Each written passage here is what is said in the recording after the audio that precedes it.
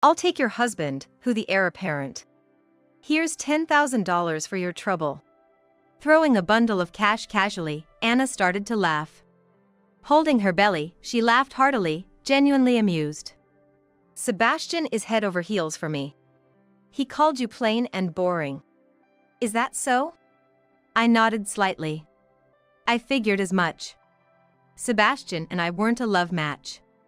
It was Sebastian's father, the chairman of the Salinger conglomerate, who took a liking to me and decided I should marry his son. Given Sebastian's personality, I must be unbearably dull to him. In contrast, Anna is vibrant and charming. It makes sense that Sebastian is fond of her. Well, don't you want the money?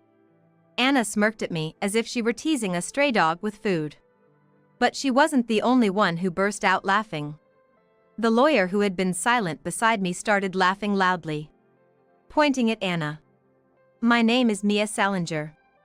I was originally a doctor working in a hospital, but my hard work caught the chairman's eye.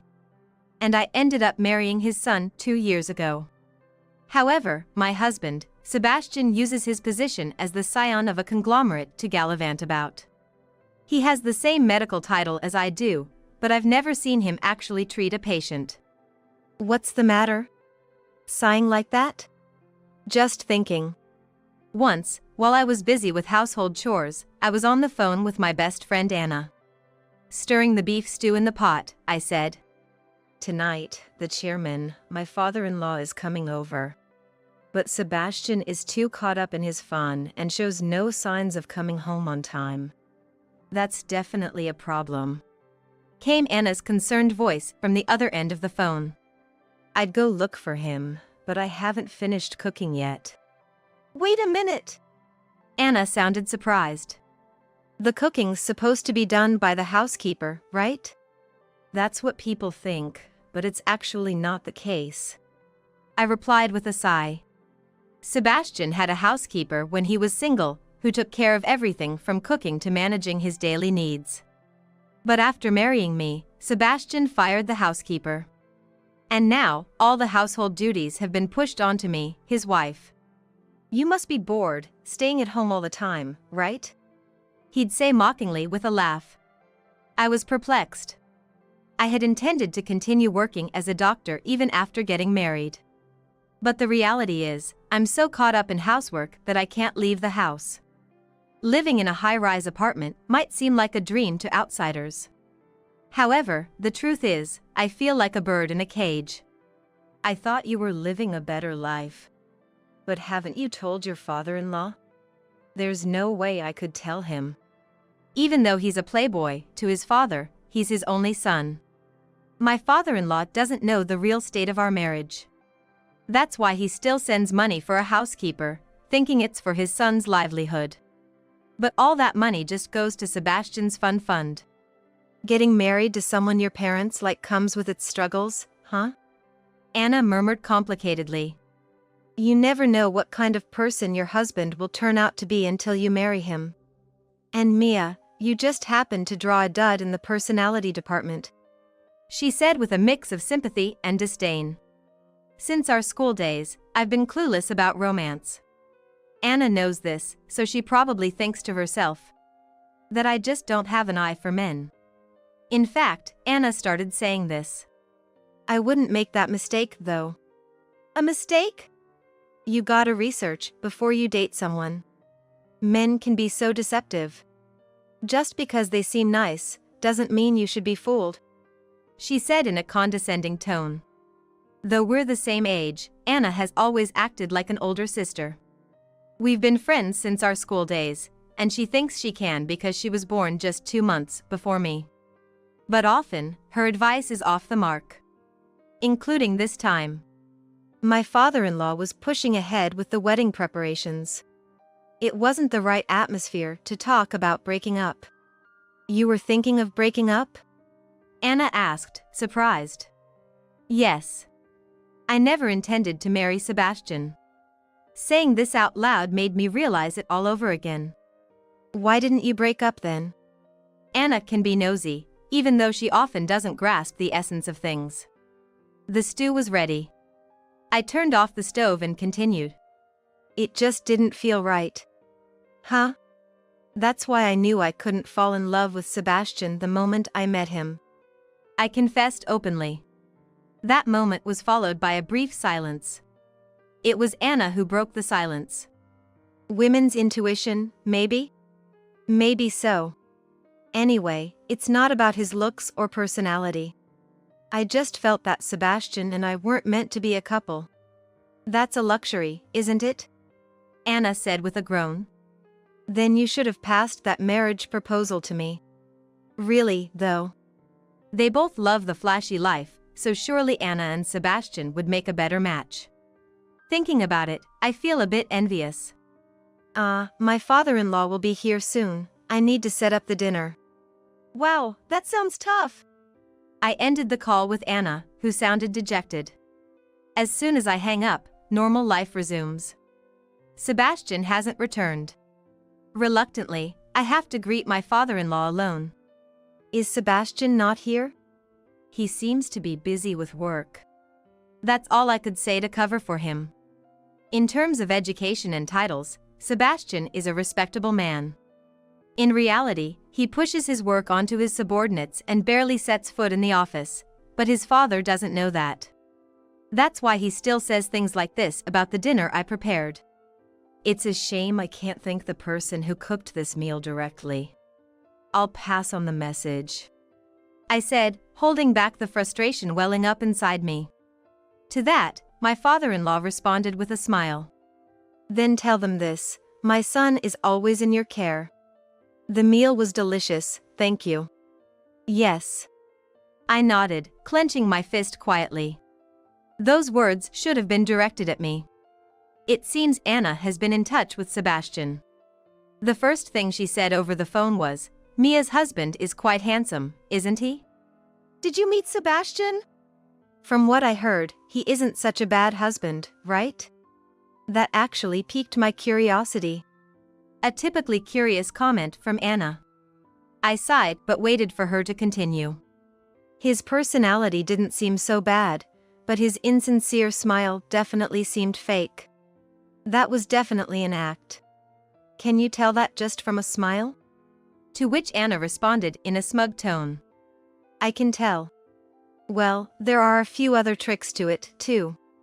After a long monologue evaluating Sebastian, the call ended. In the quiet room, I thought to myself. Anna met Sebastian. That was essentially the gist of the conversation. But why does it bother me? Somewhere in my heart, this fact nagged at me. I remembered the impression I had before. Sebastian and Anna would surely make a perfect couple, I thought. Can't be. Shaking off the bad feeling, I went back to my chores. Housewives aren't so free as to dwell on sentimentality. Being a working doctor was physically demanding, but housework includes heavy lifting too. However, this is something other housewives wouldn't understand. What? Isn't that something your husband should be doing? One housewife laughed when I mentioned it, and in this class of apartment living, many families hire a housekeeper. Being misunderstood can be hard. Again, I paused from wiping the window. Before I knew it, tears had welled up in my eyes. What are you doing? Startled by the voice from behind. I glanced at the clock. It was time for Sebastian to come home. Usually, he's so absorbed in his entertainment that he doesn't come home until late at night. But today, of all days, he had come home on time. As he loosened his tie, Sebastian asked, Is dinner ready? Sorry, I forgot, I said, rushing into the kitchen. As I was about to open the fridge, Sebastian, sounding annoyed, said, That's fine. Let's eat out today. Got anything you want to eat? Not really. Then let's just go to a nearby restaurant. He said it so casually and then took me to a fancy restaurant. Normally, you'd need a reservation for this place, but Sebastian is a regular, so we were let in specially. I received your proposal at this restaurant, remember? I said nostalgically. Did we? He responded in a feigned forgetful tone, and I gave a wry smile. Thinking he was just being shy, I looked at his face. At that moment, Disappointment flashed through my mind. Sebastian genuinely didn't remember proposing to me. With a bewildered look, he said, "Didn't Dad just bring the marriage license, and I signed it, and that was it?" "Maybe so." I nodded, feeling dejected. But that wasn't true. I was never enthusiastic about this marriage. So, I was planning to open up to Sebastian when the opportunity arose. I thought that even his father would reconsider if he heard from his son that he wanted to call off the engagement. But just before I could, Sebastian brought me to this restaurant and proposed. It was a surprise. It was unexpected, and I was happy. And so, I accepted this marriage. Yet now, Sebastian has completely forgotten about that. "By the way, I met someone today who said they were your friend." "Anna?" "Yeah, that was the name." Sebastian nodded as if confirming his memory. "She was beautiful, wasn't she?" "Yeah, I was surprised. She doesn't look like she's over 30 at all." Sebastian remarked admiringly. I figured as much. Anna is single, but not for lack of suitors. Quite the opposite, she's always blessed with new lovers. "What did you talk about?" "Well, she told me not to trouble my best friend too much, and I got scolded," Sebastian said, looking guilty. His gesture was boyish, somewhat endearing. However, that wasn't the important part. "What has Anna done now?" "Mia?" Sebastian looked puzzled, but I was far from it. I had stressed to Anna not to tell anyone. But it seems she went straight to Sebastian and shared my complaints about him. "Don't worry about what Anna said." "But..." "Excuse me." A staff member approached us discreetly. "Please keep it down in the restaurant." Yes." Chastened, we ordered our meal. The chef's choice. A special course based on ingredients procured that day, showcasing the restaurant's dedication. "I wonder what will be served today." "Who knows?" I waited for the meal excitedly. But then... "Excuse me." "What can I do for you?" The staff was composed, but my face must have looked somewhat pale. Only one course meal was served. "I'm the worst husband, aren't I?" Sebastian said as he started eating. I hurried to deny his words. "I didn't go that far. I did complain a bit, but Anna exaggerated things. Don't take it to heart." "So you did complain?" He had caught me in my words. Dejected, I said, "Yes." "You can't even handle housework properly, can you?" "It's just that I forgot today, that's all." Normally, I prepare meals and wait for Sebastian's return. But usually, even if the food gets cold, Sebastian doesn't come home, and I end up eating alone, wrapping his portion to be reheated in the microwave. It's a repetitive cycle of uneventful days. It was definitely lacking excitement. That's why I just forgot to cook today. Being accused of neglecting housework as if it were a regular occurrence is unjust. I was wrong to forget to cook and to complain to a friend about you. But I don't deserve this treatment. We need to keep it down in this restaurant," Sebastian said, disregarding my side of the story. I stayed silent, waiting for Sebastian to finish his meal, desperately suppressing the growl of my stomach. On the way back, I was supposed to be in the passenger seat, but Sebastian felt very distant. In reality, his feelings had long since drifted away from me. While driving, Sebastian said, "I heard you said you'd give me to Anna, right?" "That was..." "It wasn't me who started that. It was just a joke on her part." Somehow, Anna's words had been twisted into something unfavorable for me. Surely, Anna, my best friend since school, wouldn't betray me. After all, Anna has been my best friend since school. She couldn't possibly betray me. I kept telling myself that desperately. But then Sebastian said, "Can we break up?" "What?" "I've decided to remarry Anna." The car stopped. A figure swiftly climbed into the back seat. My heart thudded violently. No doubt about it. It was Anna who had gotten in. Sitting back leisurely with her legs crossed, she said, Sebastian told you, right? If you understand, then get out of the car. How can? Stunned, I faced their repeated demands to get out of the car. Overwhelmed by pressure, I stepped out. The car immediately drove off. Left alone on the night road, I stood there dazed. When I came to my senses, I was crying. With a voice choked by tears, I called a friend. Hello, Theodore? Something happened, and I can't go home. Can you pick me up? What's that all about? Theodore, sounding confused, seemed to understand from my tearful voice that this was no ordinary situation. Got it, I'll come get you right away. Please! After hanging up, I crouched down at the edge of the road. Soon, a car approached. Mia. Thank you, Theodore. With Theodore's help, I managed to make it back to my parents' home. During the drive, Theodore did not ask about the situation.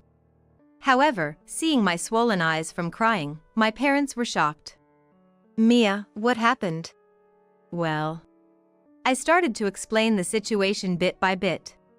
When I finished, my father stood up angrily. I'm going to talk to their parents. Please calm down. Theodore, the only one keeping his composure, held my father back. After all, Theodore is a lawyer. He probably judged that acting rashly could disadvantage us. Let me handle this case, please. Theodore, thank you, you're reliable. Wiping away my tears, I said. Within 3 days, Sebastian sent over the divorce papers. What a man! My father said, still angry, but Sebastian had never really loved me to begin with. Maybe it's better to end this sham marriage after all. While I did feel a certain way, what really bothered me was Anna's presence. Anna seemed intent on pushing me out to become Sebastian's new wife. That meant the words I had taken as a joke were actually her true feelings. Anna, you betrayed me. She must have been dazzled more by the prospect of marrying a conglomerate heir than by our years of friendship. If that's the case, there's nothing I can do. Theodore. I'm leaving this in your hands. Understood. Theodore nodded, and together we headed to Sebastian's apartment. Inside, Anna's personal items already filled the room. Burying herself in designer bags, she lounged on the sofa. Oh, you came. Good. We have something to discuss too. Really? Anna looked surprised, her eyes wide. Sebastian stood by the wall, glaring at Theodore. He had always disliked Theodore, a true elite. Probably feeling inferior because his own status was merely due to his family's influence. Like a frightened small dog, Sebastian barked. So, discarded by me, now you're with this guy? Moving from one to another, huh? This is professional. Theodore responded curtly. Today, I am here as a lawyer, for the lady's sake. How reassuring those words were to me. The term lady reflected his professionalism and ability to separate personal from professional matters. If there's a lawyer, it makes the discussion quicker, doesn't it? Anna said mockingly. You want alimony, right? That's not the... Don't be shy, here. She said, casually pulling something out of her pocket and tossing it towards me. I'll take your husband, who the heir apparent. Here's $10,000 for your trouble. The bundle of cash hit my feet, making a slight noise. Watching my stunned reaction, Anna burst out laughing. A voice came unexpectedly. The lady is the heir apparent, you know? What? A dumbfounded silence followed. Theodore then laughed out loud, matching Anna's volume just moments before. I looked over at Sebastian. He too had a look of disbelief. That's ridiculous. I'm the eldest son of the Salinger family. That's true. Theodore nodded before continuing. However, this decision was made by the chairman of the conglomerate, your father. Don't talk nonsense. Why would my father do this? As he retorted, Sebastian's complexion began to pale. Likely the realization of the possibility hitting him. Anna seemed shaken by Theodore's words as well. Addressing them both in a businesslike tone, Theodore said. The chairman knew everything. What did you say? Sebastian began to tremble uncontrollably. It wasn't unreasonable. Looking back on his past actions, it was nothing but disgraceful to the family's name. Sebastian knew it too. And if all those actions were known to his father? The chairman said he had been waiting for the day you would reform yourself. However, he is deemed that unlikely now after this incident.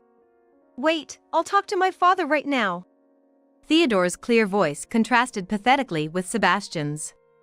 At the same time, the chairman highly valued your wife's devotion and has appointed her as the benefactor to the heir apparent. Heir? My father doesn't have any grandchildren. Realizing what that meant, Sebastian looked over in shock. I nodded. The successor isn't you. It's the child inside me, yours and mine. What? You never said you were pregnant. Flustered, Sebastian stammered his response. I was going to tell you soon. I never imagined I'd have to reveal it this way. Despite my answer, there was a sense of emptiness. Sebastian and I were already over as a couple. Maybe we had been from the very beginning. Either way, it felt unfortunate for the child born between such parents. You said you didn't see Mia as a woman. Anna, furious, shrieked at Sebastian. Still confused, Sebastian stumbled over his words. I have a duty to leave behind an heir. And what will you do when that heir takes your place? I never thought it would come to this. Their anger at each other exploded. I spoke up in exasperation. Until this child comes of age, I will be acting as the head of the organization. That means, effectively, the lady here is the real successor. Theodore added smoothly. Sebastian, who had turned deathly pale, asked trembling. So what happens to me now?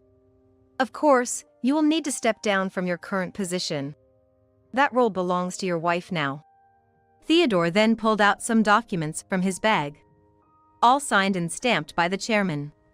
What the hell? As Sebastian received and reviewed the documents, he collapsed to the floor. The papers fluttered from his hands. Someone quickly grabbed them. It was Anna. These papers. If I tear them up, they mean nothing. In her anger, Anna tore the documents to shreds. Yet Theodore remained calm. Those were just copies. Huh? The original documents are with the chairman. Now, go to him and tear those up if you wish. His words were a clear taunt, laden with disdain. Anna screamed. There's no way I can do that. Then you should give up. Theodore said, indicating that everything was already decided. Turning on his heel, Theodore started to walk away. I followed him. Behind us, Sebastian's voice reached out. Weak and pleading. Wait. Let's call off the divorce. The child needs a father, right? If he were a normal father. I didn't even turn to face him. Turning away, I said. But you would only serve as a bad example. Mia, don't say that. I am that child's. He tried to assert himself as the father. Cutting him off, I declared. This child doesn't have a father. Don't joke. His voice, weak at first, was now tinged with anger. If he's not my son, he can't inherit the conglomerate. Exactly. That's why your father has decided. Sebastian was in a traffic accident and is no longer with us. That will be the public statement. What? Sebastian's voice returned to weakness and confusion. Yes, Sebastian, that's exactly how it should be. Publishing the truth as it stands would tarnish the prestige of the conglomerate. Therefore, the chairman has decided to exile you under the guise of an accident, entrusting everything to your only remaining kin. But he's still alive! Anna exclaimed desperately. I replied while holding the doorknob. Why don't you turn on the TV?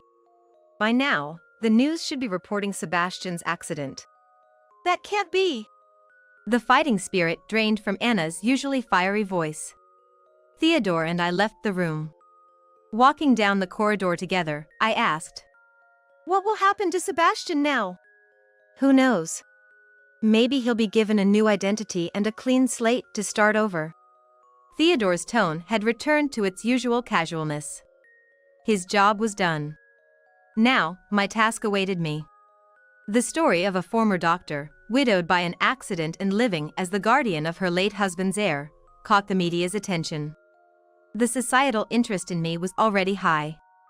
An unknown working doctor favored by the head of a conglomerate.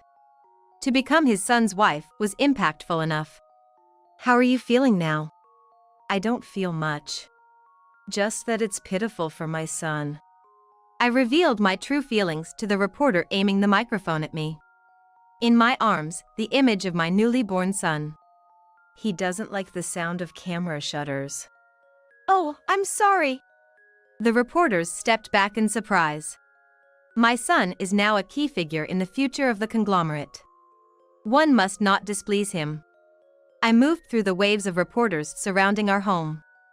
Getting into the shuttle, I headed to my workplace. Excuse me. The car stopped midway, and a woman got in. She was here to take care of my son in my stead. Thank you for today. Yes. She nodded humbly and embraced my son. My son laughed joyfully. Her face lit up with a smile. He's so attached to me. Your sincerity must have reached him, I said, and she blushed in response. Because of this person, I can trust her with my son. The car started moving again.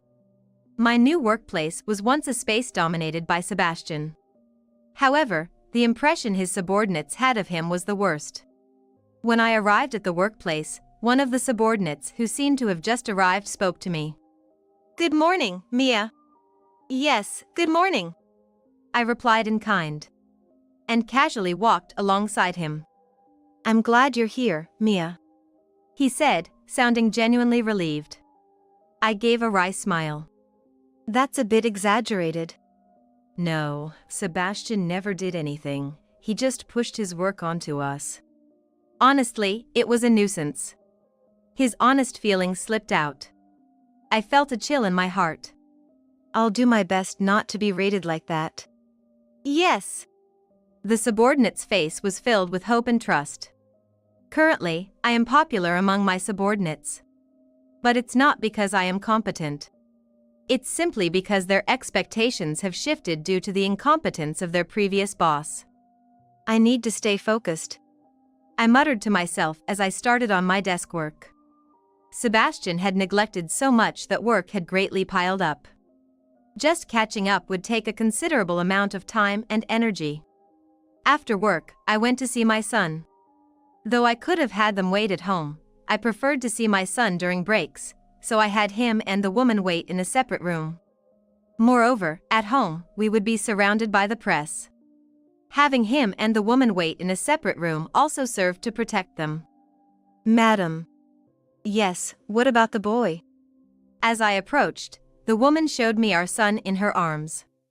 He was sleeping peacefully. He sleeps well. He's a very good, honest boy. Yes, that's good, I thought to myself, glad he didn't take after Sebastian. There were moments when I saw Sebastian's features in my son's face. Maybe he might even develop a similar personality. Those brief moments of fear were there because of that. I wonder who he resembles. He sleeps so peacefully. It's definitely the lady. Is that so? A pleasant moment passed. It was as we were leaving the office and heading towards the shuttle that it happened. Mia! Suddenly, a man in filthy clothes burst out from the shadows. Though his appearance had drastically changed, I recognized him by his voice. It was Sebastian. Step back. Yes, The woman said, terrified. I stepped between Sebastian and the woman and my son to protect them. what is this all about? It's all your fault. You've ruined my life. Our conversation was completely disjointed. Sebastian continued ranting. You took my place. If it weren't for you, give me back my place. Sebastian growled like a stray dog. I responded calmly. I didn't take it. You lost it because you didn't fulfill your duties. Shut up. You must have filled my father's head with lies to get me kicked out. Sebastian was completely irrational. The woman timidly asked, Is that man? Yes. That man was Sebastian, who was officially no longer supposed to exist. But here he was, alive. Thrown out with nothing. I should never have dealt with you. Another figure appeared, equally disheveled. It was Anna. Anna pointed at Sebastian and shouted, I only bothered with you because you said you were a scion, and now you're just unemployed. Then leave me alone. You're useless, can't even cook egg, you're just a nuisance. Sebastian shot back just as fiercely. Anna's face twisted in anger. Don't be ridiculous. Because the chairman spread my information to the corporate executives, I can't find a job. Take responsibility. That's because you wanted more than you deserved. They endlessly hurled grievances at each other. Truly, they were well matched in their misery. Suspicious people. Someone call the police. I grabbed the woman's hand and we started running. In a way, the two of them were completely consumed by each other. If there was ever a time to escape, it was now. Mia! Don't run away. You coward. I could sense that they were chasing after us. Men from the office and security guards, alerted by the commotion, rushed out. Soon, the two were restrained by burly security guards. Frustrated, Sebastian yelled, I haven't done anything. Why is this happening to me? It's because doing nothing is your problem. I spat the words back at him. Sebastian and Anna were taken away by the police as dangerous individuals. From then on, they were prohibited from approaching my son and me. I'm banned from seeing my own wife and child? That's absurd. Sebastian claimed, but of course, he was no longer my husband in any official capacity. The more he spoke, the more he alienated those around him. Anna, too, found herself unable to get a job because the chairman had manipulated her public image, and she reluctantly acted alongside Sebastian. She took my son and grandson's father away from them. I cannot forgive her. My father-in-law said quietly, fuming. We both unemployed and struggling for food. We have no savings because of all the gallivanting. That's why they seemed to appear, seeking financial assistance from me. Although they did not apologize or anything of the sort. Half a year had passed since Sebastian and Anna had disrupted our lives. During that time, the nanny had returned to her parents' home, shocked, and I took over caring for my son. It was incredibly hard. I would visit him during breaks and after work to feed him. I felt like a mother, but it was more than that. Started crying again, what's wrong? Are you hungry or is it your diaper? Talking to him yielded no response. He was still too young to speak. I picked up my crying son and softly called his name. Don't cry, Miles. It seemed my words reached him as he looked up at me with tearful eyes. Miles, I'm sorry there's no dad. But I'll do my best in his place. I said, praying. He blinked his eyes. Clearly, my words didn't really make sense to him. It was probably just a coincidence that he stopped crying. But still. Tomorrow, your nanny will be back to take care of you. She had contacted me. She was recovering from the shock and returning to her nanny job. My son was quite attached to her. She had been with him longer and managed the tough childcare tasks. I felt grateful rather than jealous. But I'll become a mother you can be proud of. From now on, I decided not just to leave it to her but also to study parenting myself. Together, we would live on. With my irreplaceable, only family.